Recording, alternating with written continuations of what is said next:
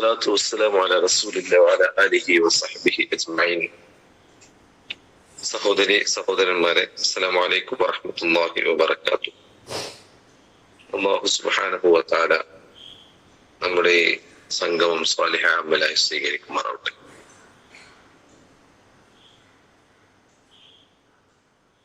വിശ്വാസികൾ എന്നുള്ള നിലയ്ക്ക്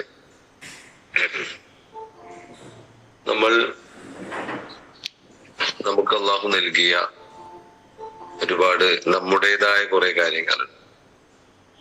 എന്റേത് എന്ന് പറയാൻ പറ്റുന്ന കുറെ സ്വത്തുക്കളും കുറെ അനുഗ്രഹങ്ങളും ഒക്കെ.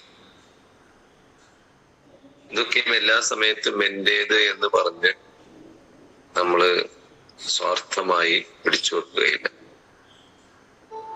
മറിച്ച് അത് പങ്കുവെക്കാനും മറ്റുള്ളവരുടെ ആവശ്യങ്ങൾ കണ്ടറിഞ്ഞത് നിറവേറ്റാനും ഒക്കെയാണ് ഇസ്ലാം പഠിപ്പിക്കുന്നത്. അങ്ങനെ ഒരു കൾച്ചറാണ്, ഒരു സംസ്കാരമാണ്, ഒരു രീതിയാണ് ഇസ്ലാം നമ്മെ ശീലിപ്പിച്ചിട്ടുള്ളത്. അള്ളാഹുവിന്റെ മാർഗത്തിൽ അല്ലെങ്കിൽ നമ്മുടെ സഹോദരങ്ങൾക്ക് വേണ്ടി, നമ്മുടെ കൂടപ്പിറപ്പുകൾക്ക് വേണ്ടി, നമ്മുടെ കൂടെ ജീവിക്കുന്ന ആളുകൾക്ക് വേണ്ടി നൽകുക എന്നുള്ളതിന് ഇസ്ലാമിൽ സ്വതക്ക എന്നാണ് പറയാ. സ്വതക്ക തന്നെ പല രൂപത്തിലുണ്ട്. സ്വതക്കത്തുൻ ജാരിയയാണ് ഏറ്റവും അതില് മഹത്തരമായ സംഗതി, ഏറ്റവും കൂടുതൽ പുണ്യം ലഭിക്കുന്നത് എന്ന് പറഞ്ഞാൽ നമ്മൾ മരിച്ചു കഴിഞ്ഞാലും അത് അന്ത്യനാൾ വരെയും നമുക്ക് നമ്മുടെ ഖബറിലേക്ക്, നമ്മുടെ നന്മയിലേക്ക് കൂട്ടിച്ചേർക്കാൻ പറ്റുന്ന രൂപത്തിൽ പ്രതിഫലം നൽകിക്കൊണ്ടേയിരിക്കുന്ന സ്വതക്കത്തുൻ ജാരിയ. അതിൽ തന്നെ വഖഫ് എന്ന് പറഞ്ഞിട്ടൊരു പ്രത്യേകമായ വിഭാഗമുണ്ട്. നമ്മൾ ജീവിതകാലത്ത് നമ്മുടെ നിന്ന് ചിലപ്പോൾ നമുക്ക് ഇഷ്ടപ്പെട്ട കാര്യങ്ങൾ, ഏറ്റവും ഇഷ്ടമുള്ള അല്ലെങ്കിൽ കൂടുതൽ നമുക്ക് സമ്പാദ്യം നൽകുന്ന പ്രോപ്പർട്ടികൾ, അത് അള്ളാന്റെ ദീനിന്റെ മാർഗത്തിൽ ഒഴിഞ്ഞു വെക്കുക അല്ലെങ്കിൽ ഒഴിച്ചു കൊടുക്കുക. ഇതിനി പള്ളിക്കാണ്, മദ്രസക്കാണ്, അല്ലെങ്കിൽ അള്ളാഹുവിന്റെ ദീനിന് വേണ്ടിയാണ് എന്ന് പറഞ്ഞ് മാറ്റിവെക്കുക. അതിനാണ് നമ്മൾ വഖഫ് എന്ന് പറയുന്നത്. അതും ജീവിതത്തിൽ വളരെ പുണ്യമുള്ള ഒരു കാര്യമായിട്ടാണ് ഇസ്ലാം പഠിപ്പിക്കുന്നത്. നമുക്കറിയാം, നബി സല്ലല്ലാഹു അലൈഹി വസല്ലമയുടെ ചരിത്രത്തിലും ശേഷമുള്ള ഇസ്ലാമിക ചരിത്രത്തിലുമൊക്കെ വഖഫിന് വലിയ പ്രാധാന്യം ഉണ്ടായിരുന്നു. നബി സല്ലല്ലാഹു അലൈഹി വസല്ലമയുടെ കാലത്ത് മദീനയിലേക്ക് വരുമ്പോ ഖുബാ മസ്ജിദ്, ആ സ്ഥലവും പള്ളിയൊക്കെ വഖഫ് ചെയ്തതാണ്. മദീന നിൽക്കുന്നത് മുഴുവൻ വഖഫാണ്. ഉമർ റളിയല്ലാഹു അൻഹു ഖൈബറിലെ തോട്ടം വഖഫ് ചെയ്തതാണ് ചരിത്രത്തിൽ ആദ്യമായിട്ട് കാണുന്നത്. ആ തോട്ടം മുഴുവനും അതിന്റെ ലാഭമൊക്കെ ഇസ്ലാം എടുത്തോ എന്ന് പറഞ്ഞു കൊടുക്കാൻ.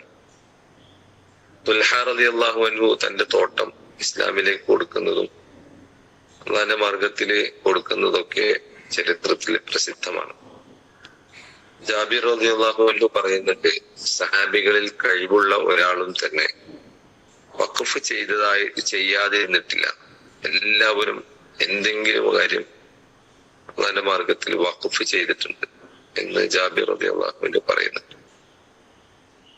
നബി സല്ലല്ലാഹു അലൈഹി വസല്ലമക്ക് ശേഷം വന്ന എല്ലാ ഇസ്ലാമിക നാഗരികതകളും ഭരണകൂടങ്ങളും ഒക്കെ ഈ ഒരു സുന്നത്തിനെ പുനരുജ്ജീവിപ്പിക്കാൻ ശ്രമിച്ചിട്ടുണ്ട്. അങ്ങനെയാണ് വലിയ വലിയ സംരംഭങ്ങൾ, വലിയ വലിയ യൂണിവേഴ്സിറ്റികൾ, ലൈബ്രറികള്, പള്ളികള് ഒക്കെയും ഇസ്ലാമിക ലോകത്ത് ഉണ്ടായിട്ടുള്ളത്. നമ്മൾ മനസ്സിലാക്കുന്നത് പോലെ കേവലം പള്ളിക്കോ മദ്രസക്കോ വേണ്ടി മാത്രമായിരുന്നില്ല അന്ന് വഖഫ് നടന്നിരുന്നത്. സമൂഹത്തിന് എന്തൊക്കെ ആവശ്യമുണ്ടോ അതിന്റെ പേരിലൊക്കെ വഖഫ് നടന്നിട്ടുണ്ടെന്ന് നമുക്കറിയാം. സലാഹുദ്ദീൻ അയ്യൂബി, സുൽത്താൻ സലാഹുദ്ദീൻ അയ്യൂബി, അദ്ദേഹം ഫാത്തിഹുൽ ഖുദ്സ് എന്ന പേരിലാണ് നമ്മൾ അറിയുന്നത്. എന്നാൽ അദ്ദേഹത്തിന്റെ കാലത്താണ് ഏറ്റവും കൂടുതൽ വഖഫ് നടന്നത് എന്ന് പറയുന്നു, ചരിത്രത്തിൽ രേഖപ്പെടുത്തിയിട്ടുണ്ട്. അഹിയ സുന്നത്ത എന്നാണ് പറയുന്നത്, സുന്നത്തൽ വഖഫ് എന്ന് അദ്ദേഹത്തെ കുറിച്ച് പറയുന്നുണ്ട്. അദ്ദേഹത്തിന്റെ കാലത്ത് അദ്ദേഹത്തിന്റെ കോട്ടയില്, അദ്ദേഹത്തിന്റെ ആസ്ഥാനത്ത് ഡമസ്കസിലൊക്കെയും അതിനുവേണ്ടി മനുഷ്യന്മാര് വിശ്വാസികളെ പ്രേരിപ്പിക്കുകയും അങ്ങനെ ഒരുപാട് മദ്രസകൾ, അതുപോലെ തന്നെ ഒരുപാട് മറ്റു തരത്തിലുള്ള സ്ഥാപനങ്ങൾ ഇസ്ലാമിക ചരിത്രത്തില് എന്തിനൊക്കെ വഖഫ് എന്ന് അന്വേഷിച്ചാൽ ഒരു 10-30 കാറ്റഗറി കാണാൻ പറ്റും. അതില് തൊഴിലില്ലാത്ത ആളുകൾക്ക് വേണ്ടി, വൃദ്ധരായ തൊഴിലെടുക്കാൻ പറ്റാത്ത ആളുകളുണ്ടല്ലോ, അവരെ സംരക്ഷിക്കാൻ വേണ്ടിയിട്ടുള്ള വഖഫ് കാണാം. അതുപോലെ തന്നെ അഗതികളായ ആളുകളെ, യതീം ഖാനകൾ ഉണ്ടാക്കാൻ വേണ്ടിയിട്ട് ബീമാരിസ്ഥാൻ എന്ന് പറയുന്നുണ്ട്. ബീമാരിസ്ഥാൻ എന്ന് പറഞ്ഞാൽ ആശുപത്രിക്ക് വേണ്ടി വഖഫ് ചെയ്യാം. ബീമാരിസ്ഥാൻ നമുക്ക് കാണാൻ പറ്റും.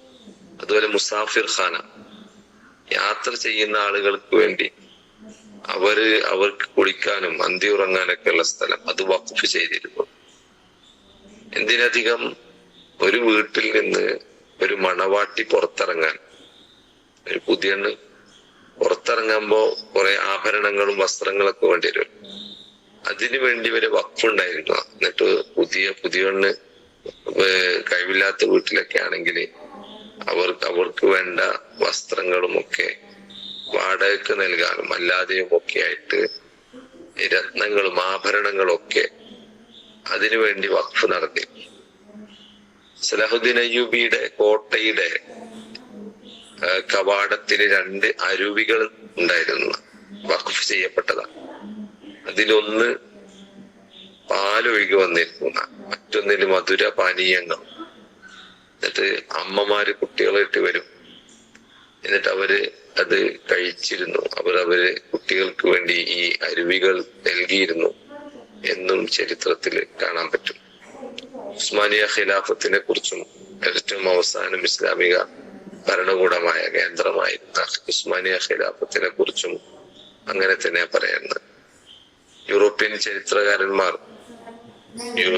ഉസ്മാനിയ ഖിലാഫത്തിനെ കുറിച്ച് പഠിച്ചിട്ട് പറയുന്നുണ്ട്, ഇത് വഖഫിൽ നിന്ന് ഉണ്ടായ നാഗരികതയാണോ അതോ ഈ നാഗരികതയിലൂടെ വഖഫ് ഉണ്ടായതാണോ എന്ന് പറയാൻ പറ്റാത്ത രൂപത്തിൽ അത്രയും കൂടുതൽ വഖഫ് സ്വത്തുകൾ ഉസ്മാനിയ ഖിലാഫത്തിൽ ഉണ്ടായിരുന്നു. നമ്മുടെ നാട്ടിലേക്ക്, രാജ്യത്തിലേക്ക് വന്നാലും ഒട്ടനേകം വഖഫ് സ്വത്തുക്കൾ നമുക്ക് കാണാൻ പറ്റും.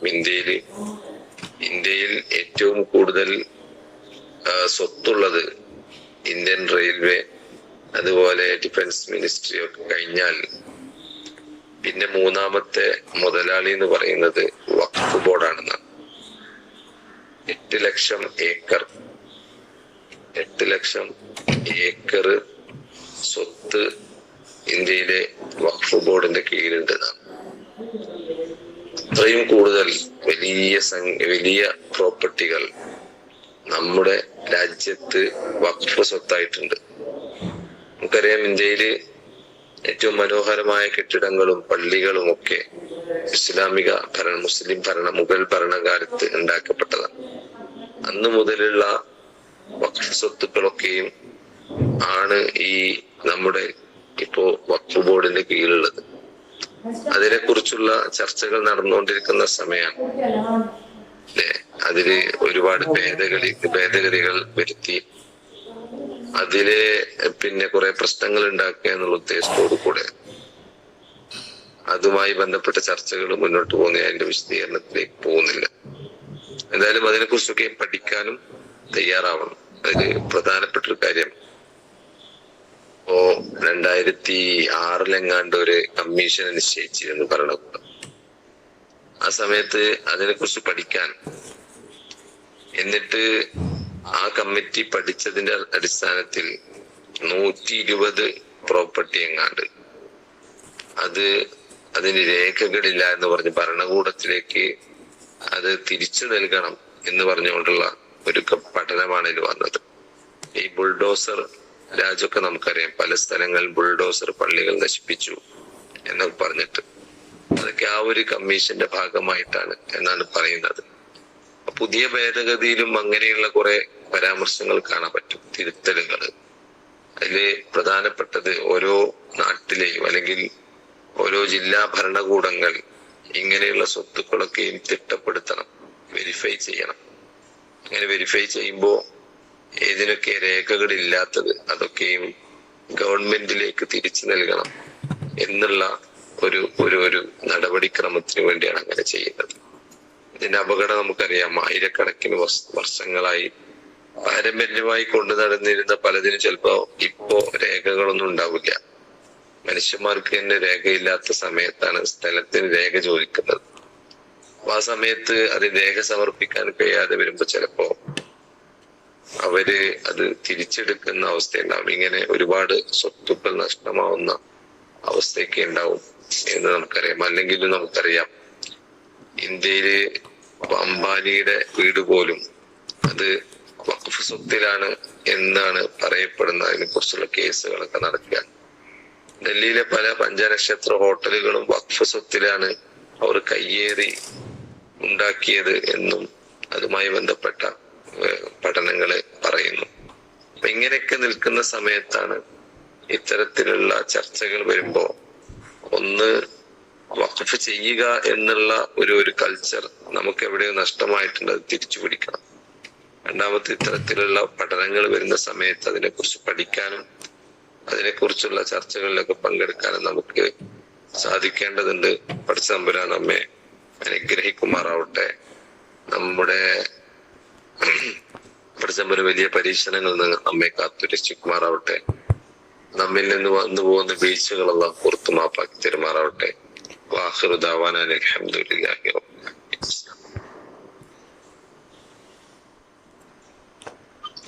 ജസാക്കല്ലാഹു ഖൈറ.